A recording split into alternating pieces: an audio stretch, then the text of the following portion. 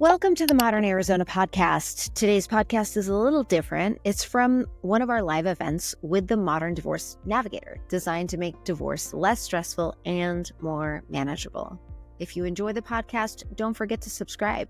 And if you're curious about the Navigator, check out the link in the description. We would love to have you join us. Now let's dive back into the episode.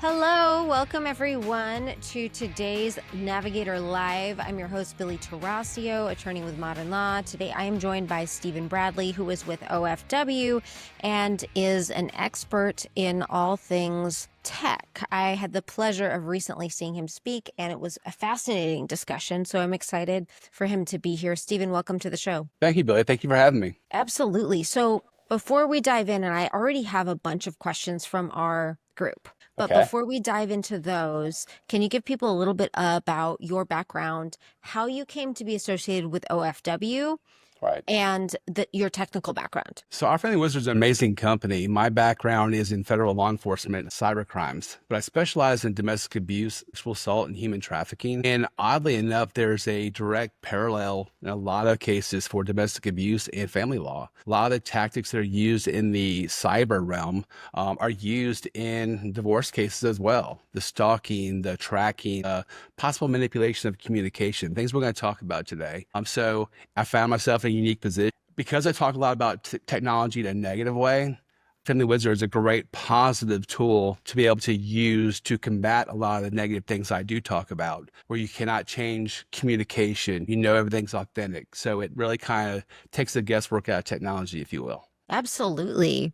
So it's interesting that you mention how the criminal tactics used in trafficking are not different from the dynamics that we see play out in family court when there's an abusive relationship. Can you expand on that a little more? For sure. Today, let me back up. So let's talk about victims and offenders first. When people think about offenders, especially in technology, there's a big misconception that these offenders have any kind of computer background at all, any kind of, IT expertise. The reality of that is out of the thousands of offenders I've worked with, maybe less than 10% have a computer background at all. Unfortunately or fortunately, however you look at it, today you can Google, how do I stalk my partner? There are YouTube videos on how to do it step by step and how to evade, capture or getting caught, for lack of better words. So there's a dynamic of everything's at our fingertips right now. On the victim side, and this is something what I want to validate to your listeners, on the victim side, it's often made out to be a mental health crisis. She's crazy. He's crazy. There's no way possibly I could do that. Well, that's what the offenders want you to believe. But we break that down into family law, or domestic abuse for that matter. We've all played that 20-question game. And I don't care how long your relationship's been, you played that 20-question game. What's your favorite color? What's your favorite sporting team? Things like that. Well, if I've been in a relationship with somebody, there's a good chance I know how to answer certain questions. Right. And some of us play those social media games where what high school did you go to? What's your favorite color? And we answer those willy-nilly and put them out there. But what are those? Those are security questions. So we tell people, well, change your passwords to your financial accounts or to your OnStar for your vehicle or different things. But do we tell them to change their security passwords or security answers? Because I can easily get into your account still if I know the answers to your questions. So it makes them believe that they're crazy because I'm adjusting the temperature on the thermostat, or I'm setting off the doorbell through the Ring, or things like that people don't believe actually happens. So that's kind of the parallel between criminal and family, if you will, because the tactics are there. It's just how we want to use them. And one really frustrating thing is that these behaviors are illegal. They are federal crimes. Correct. So can you explain that piece? And then, the reason it's frustrating, and the reason I say it's frustrating, is because the family court and the states and even the local police officers do not seem to care. Correct. And I get that argument a lot. And I guess to that point, things we are going to talk about is for educational purposes. Don't become a stalker. But you're absolutely correct. There's a lot of We don't know. And not to fault, because I'm a law enforcement officer myself, and not to their fault or their detriment, but they don't have expertise in computers or technology. They may be great in fighting narcotics or some other field within technology. That's why most agencies have a specialized technology unit. But even at that, when we talk about this with a family law professional, a judge, or mediator, whoever, they do give you that side eye, like, are you really that sure? Are you sure it happened? That wasn't something you saw on TV? Because again, it's that whole mental health piece behind that. But taking the time, that's why I said I want to validate your listeners that this does actually happen, and that they're probably right more often than not. That when an officer comes out there, they'll be like, well, he didn't really do anything wrong. He's calling and harassing you, but what did he do? Or can we prove that? I've actually heard on the negative side, I've heard, well, we have no jurisdiction on the internet. And that's not true. There's several laws and several state statutes about what we have out there. It's freedom of speech. It's his First Amendment rights to be able to say what he wants to say. And that's not true. On the flip side, too, a lot of people have the misconception of because we are in a relationship that I have certain rights to your house or your property or putting a hidden camera inside your bathroom or something like that. Well, there's a lot of federal laws against that. So a lot of the tactics, stalking has criminal and federal penalties. Hidden cameras have criminal and federal penalties. So there's a lot of things that parallel in the criminal world in state, local, and federal levels. Okay, let's talk about cameras for a minute. If you're living with someone, can't they just say, this is my house, I'm allowed to put up a camera? Absolutely not. So if you have everybody has a reasonable expectation of privacy. Whether you're married in a relationship or not, you have that reasonable expectation of privacy. Let's take your Ring doorbell, for example. So the Ring doorbell on the front of your home, it is safe to assume that people know it's there, and anything that happens in front of that is going to be in a public space. That is the public domain. That's the curtilage of your front property. So if you get in an argument with your significant other in the front yard, that's fair game. But if I take a hidden camera and I put it in a smoke detector or in different places in your home to try to record you doing something, or just try to get some dirt on you, that's called a sextortion piece. We can talk about that later. I can use that footage against you in a harmful way or shameful way for revenge porn, things like that. Well, that is 100% illegal. You cannot do that in any kind of a situation, whether you own the home or not. Okay, next question. Somebody co-owns a car, or maybe somebody owns a car, but let's say that wife owns the car, but husband's driving the car, and wife puts a tracker on the car. Is it legal? So this comes down to it's more civil than it is criminal. So this is going to come down to the interpretation by the judge or the behaviors that is the intended purpose of that. What I mean by that is you don't have to have a tracker. You have to have Apple AirTag. Vehicles have, programs like OnStar, for example. So if you own the vehicle and I'm driving the vehicle, what's to prevent you from calling OnStar and say, where's my vehicle at? Where's my Tahoe? Where's my Malibu? Wherever. So that's kind of a fine line as far as whatnot. Now, if there's separation and you're an attorney, so you can correct me if I'm wrong, if there's a separation and it's been defined in court orders or whatever that this is my vehicle, we haven't gone through the dissolution yet to be able to divide assets, but this is my vehicle and I do have that right to privacy, and I put a tag, an air tag or a GPS tracker, well then yes, that starts blurring the lines and that goes down the slippery slope of possible stalking. And I would investigate that as stalking at that point. You said that you testify often as an expert witness in family court. Correct. Are you educating judges on this? We are, and as we mentioned, you saw me at a conference recently. I spend majority of my time traveling, the U.S. and the globe, training lawyers, judges, other family law professionals, mediators, parenting coordinators on the nuances or the intersection of technology and family law. How I can change your communication with a free app that's out there and change it or fake a text message. Things that I can do with everyday tools that are available to be able to change or manipulate your divorce case. So yes, I do spend a lot of time doing that. And as an expert witness, because I feel like I feel like it happens so often. People hack into one another's stuff all the time.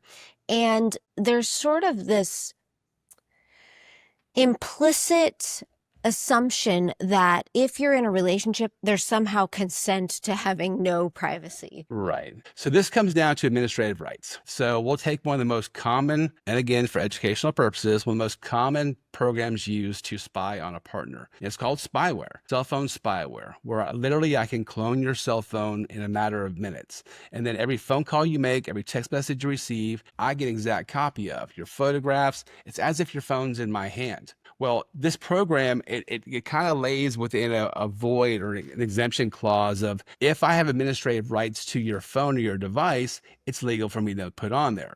So if it's an employer-employee relationship and I'm the employer and I give you a phone, I can put tracking software in there to track your locations. I can also do that to my children because I want to do parental, behaviors.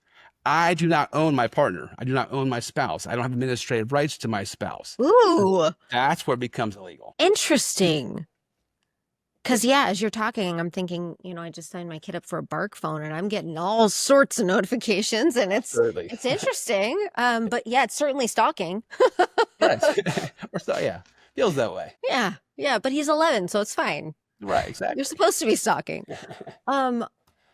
Okay, I've got some now. Before I even get to these questions, you were talking to us about AI and the ability of AI to make false information, false exhibits. And in Arizona, we have relaxed rules of evidence. We don't even have to authenticate most of the documents that come in because there's so little time. So can you talk to people about how evidence can be manipulated? Oh, absolutely. And it's not even just AI. There's several programs, as I mentioned, the spoof calling, for example, that's been out for years, where through an app or through a website, you can change the caller ID of your phone call. I know we have clients that, they bring you, text messages from people saying, I get these strange numbers. I know who it is, but it's a different number, different person, but I know what's actually happening here. Because through these programs, it allows me to adjust my caller ID to anybody I want to be. I can change my voice from male to female, add background noises to help further mask my voice, and then call you to manipulate the phone call. Now, fast forward or come to the future of AI or these large language models, the biggest thing we're seeing, the biggest manipulation we're seeing is not only are we creating false content or things through like a chat GPT or a Gemini, but deep fakes and voice cloning, that becomes a serious concern because I can put your face on top of my face and become you in a video situation like this. Or I can actually clone your voice and then every word that comes to my mouth will sound just like you. I can have that phone call, change my caller ID, fully pretend to be you with your voice and everything for voice authentication for bank accounts or a number of things. So that's where the authentication piece comes in. And again, I'll give a shameless plug to OFW or Our Family Wizard, because that's why, again, I joined up with them, because it's a closed system and you cannot manipulate the communication, the video, the calls, anything like that within inside the program. So it's a win. I want to talk about that for a minute. If we go into family court and we have a voice recording of somebody going crazy, swearing at kids, swearing at each other, the sound of things breaking, that is evidence that a judge can hold against you. If you are having phone calls that are not through a closed system like OFW, Correct. You kind of open yourself up to that risk. You absolutely do, because it goes back to the AI conversation with the voice cloning, where I can very easily create a whole fake video.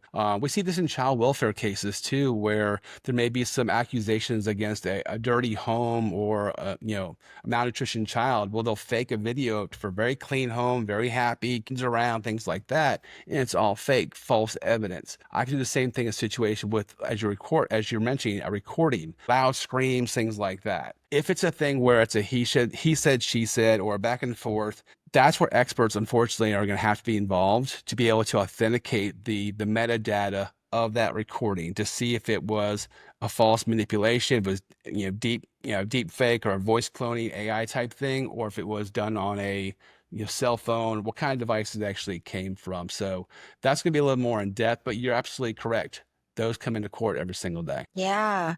So if you are in a position where you have been set up and there's false evidence against you, you really have no option but to hire an expert. Right. And again, it comes down to, the he said, she said, unfortunately. But if you're definitive, if you're a client, or if you're saying, look, I did not do this, I know 100% this did not happen, that's where that comes into play. So we know sometimes we kind of, bend the truth a little bit. Yeah, maybe it wasn't that bad, or I didn't think it was that bad. But again, if it's a situation where you know that that photograph or that recording that did not happen, yes, an evidence expert's going to be your best friend to be able to authenticate that. Or again, just use OFW. Don't have to worry about it. Okay, so on that note, I heard a story from a client in our office who said that their opposing party set up an OFW account under their name to create false evidence in OFW. Correct, absolutely correct. We have seen that before as well. So, And so, mhm. but this is the win behind that. So the cool thing about our family wizard is everything is documented, and that's the best part of it. It's a documentation tool. So we have what's called a login or like a login report. So I can tell you when they logged in and the IP address they logged in from. So if the IP address is exactly the same, you know that person is logging into both accounts to be able to manipulate the situation. I have heard people that will create an OFW account and a different email address. That person's name, but a different email address. So all the communication stays with one party. But again, our techs are amazing people, and they can go through and come through that, find the IP addresses, find the MAC addresses, and say that this is where this communication came from. So we can authenticate that for your attorney, professional, whoever you're working with, to be able to do that. Yeah, and then you don't even need an expert witness because you've got the information from They are the expert witness, correct? Yeah. So would someone be subject to criminal penalties for impersonating and creating fake evidence? Potentially. It depends on the jurisdiction. Very, very much so. I mean, because you are proffering false evidence to the court. So judges don't like that. So, Nor should they. Yeah. Okay. Great question. How can I tell if my ex is tracking me on my phone or my devices? What are the warning signs? Okay. So this is that's a great question. So there's a couple different ways. And let me kind of go back about 2 years ago. So for those of you that are iPhone users, we noticed about 2 years ago, these little colored dots started popping up in the top right-hand corner of our phone. But Apple did a very poor job of letting the public or letting their users know what these are actually for. Today, if you've been using them for a while, you know that one indicates that your microphone's turned on and one indicates that your camera's turned on. So different lights. So the green's your camera, I think orange is your microphone. So this was kind of their very first attempt of notifying us of maybe spyware on your device. So what I mean by that is I can remotely activate your microphone and listen to your surroundings. So if you're having a private confidential conversation with your attorney or your sister or whoever, I can basically log in and listen to that whole thing. I can turn on your camera and see your surroundings. So this was Apple's attempt to say, hey, if I just touch my phone to look and see what time it is, and that light is activated, but I'm not on the phone, that tells you that your microphone is activated and somebody is listening to you. It can be a nefarious website. It could be your partner. It could be a number of things. So breaking down what your question was, how do I tell someone's listening to me on a device or stalking me? So this is a kind of a two-part thing because there's so many devices involved in tracking somebody. But let's stay with the theme of spyware, this cloning of your phone. So not only do we see those lights, so if I hear, if I think that people know conversations I'm having with my professional with somebody else, so they constantly know my locations, they're showing up at the Walmart when I'm always there. They always know where I am and what I'm saying. Yeah. I'm going to suspect spyware. As an investigator, the very first thing I look at when I suspect spyware is the cell phone bill and look at the data usage. Go back about 4 or 5 months and look at the data usage today. Because if there's spyware on your device, your data is going to almost double. Because it's going to, every time you send me a message, it's sending a duplicate to the bad guy. So it's kind of twice as much data.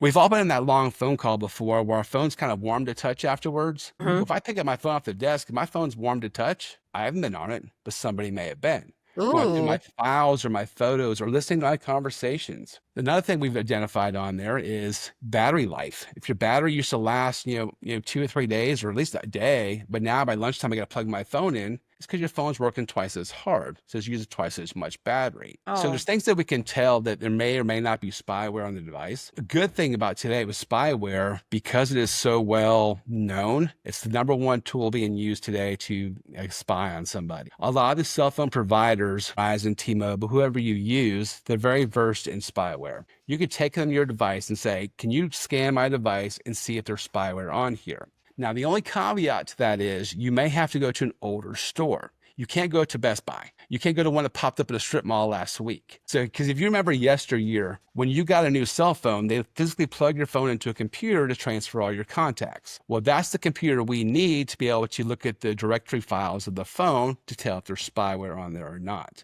They also have the ability to scan the cloud, because some spyware programs work solely on the cloud. So if I get access to your cloud, and whether you have an iPhone or not, all cell phones have clouds, I may be able to get information off of your device. So they can scan it and let you know if it's there. Man, There's so much to this. I feel like every single one of us has had the battery problem and the hot phone problem. At least I have. Like, Absolutely. I can't go to my phone and find out if there's spyware on it. You can't? There's nothing to look at? There's nothing to look at, unfortunately, on there. There's nothing that's going to stand out because there's no app on your phone. There's nothing, unless you have access to the directory files or know how to get there, there's nothing that's going to jump out at you. Wow. You can do a factory reset on that phone and it'll wipe everything off there. But unfortunately, where most people make the mistake is they sign back into the same iCloud account because they want all their contacts and all their messages. Well, it's all right back there again. Or they go get simply go get a new cell phone. I'm just going to get a new phone. But the first thing that the company does is transfer all your contacts and your programs. So it basically never goes away. Wow. Yes. So we have to go find an old, like I have an iPhone. Most people probably do. Can we go to the Apple Store? Apple Store, that works as well. And just ask them, say, look, I think there might be spyware on there. Weird things are happening. And they can potentially look at it and tell you that there is or is not on there. I'm not telling all your listeners, go rush to the store. Don't do that. But if you're in a situation where people are repeating conversations to you, constantly know your locations, oddities that are happening, that may be a clue. Great stuff. Okay, I have some more questions. Somebody here is asking, can I get a TRO, or temporary restraining order, based on cyber stalking if there's no physical threat? Yes. So the cool thing about cyber stalking, or the cyber stalking statutes in many states, including the federal statute, is the burden is emotional distress, substantial emotional distress. Now define that for me, because that's different for every single one of us. I may hate spiders. You may love spiders, but they cause me substantial emotional distress. So if you can articulate a course of conduct, which means 2 or more events, text messages, emails, things like that, you potentially can contact law enforcement or file for that TRO based on your cyber stalking statutes or stalking statutes in your own state. Because technology may come from different state lines or somewhere else in the world even, that's why we can use the federal statute for stalking or cyber stalking to be able to go after those parties. But I wouldn't say just 1 or 2. I would get together some evidence, documentation that I'm constantly being harassed, text messages, friend requests, whatever it may be. Ask them to stop, and here they are. They take that evidence to law enforcement and say, I want to file a cyber stalking report. Take that case number and run from there to the TRO. Love it. Are there any specific apps or programs that can help detect spyware or block it, or detect or block tracking software on my phone or computer? So this is one thing I always like to do in my classes too, and people don't realize that the phones we carry around today, these are not phones. These are not telephones. Telephones actually went away in 2007.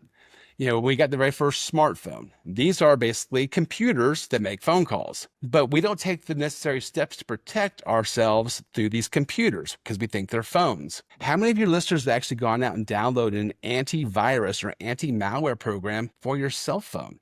They don't do that because we're told stuff, or we believe stuff like Apple don't get viruses or Macs don't get viruses. Well, that's not the whole story. That means they have a proprietary program called Sandbox that you won't get an app out of the App Store. If you click on a malicious link in an email or a text message, there's a number of ways I can get access to your device. By having an antivirus or anti-malware program on there, it's going to slow it down. It's going to pop up and say, hey, someone's trying to get access. It could be a nefarious website, social media, a number of things, but it will actually prevent that from happening, or at least let you know that someone's trying to access you.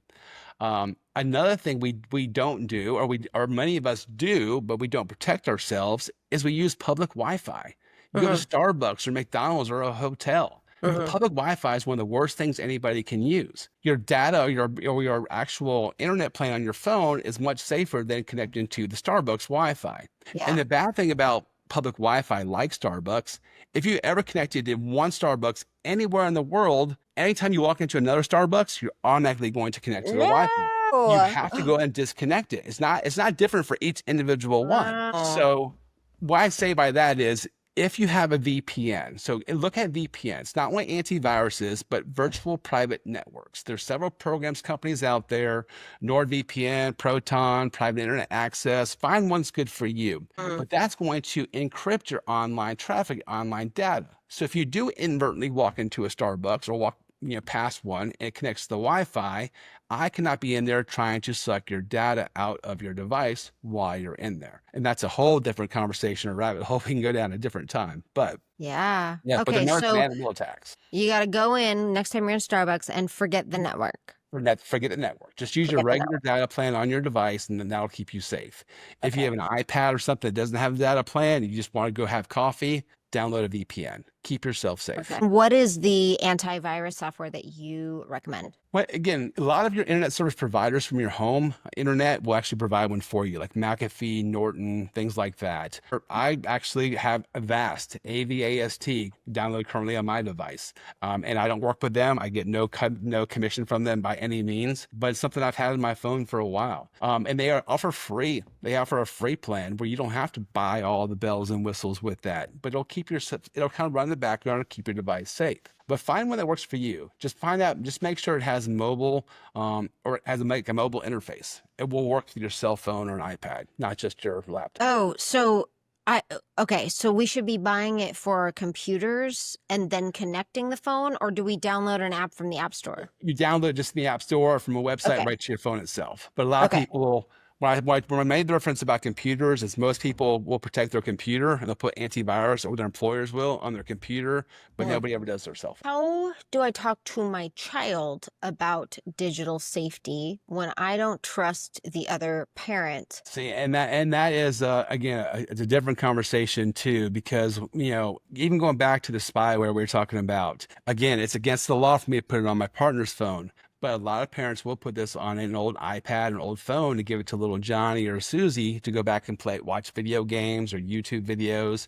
And now I'm inadvertently stalking my partner through that phone or through that device. So this comes down to having a great yourself, where you can have it in the order that no devices exchange homes. The device stays with your home. It doesn't go between homes. That way I'm not stalking you inadvertently by doing that. Through children, you mentioned an amazing program called Bark. Again, no affiliation with them at all, but that's a great way to monitor what your child is actually doing. You can get like a daily synopsis of, if they have, how many text messages they've had, the theme of the text message. Are they depressive in nature? Are they adult in nature? Profanity. So it's a really cool tool. So I do suggest that for parents as well. It's a really neat way to keep track of your child without having to be that helicopter mom or dad to see exactly. We're working professionals. We can't work 8 hours a day, then come home and go 8 hours to our child's phone. Let the program do it for you. So there's a couple of different things that way as far as keeping that distance. The other thing we talk about with children and parents are online video games. It's often overlooked.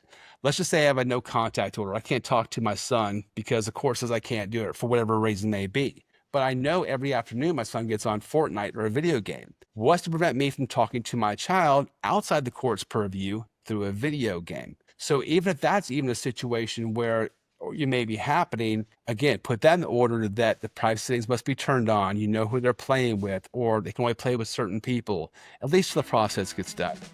Thanks so much for listening to the Modern Arizona podcast. If you've enjoyed what you've heard today, make sure to download it, like it, leave a review, and share it with your friends. If you know someone who would be a good guest, or you would like to be on the Modern Arizona podcast, make sure to give us an email or reach out to us at mymodernlaw.com.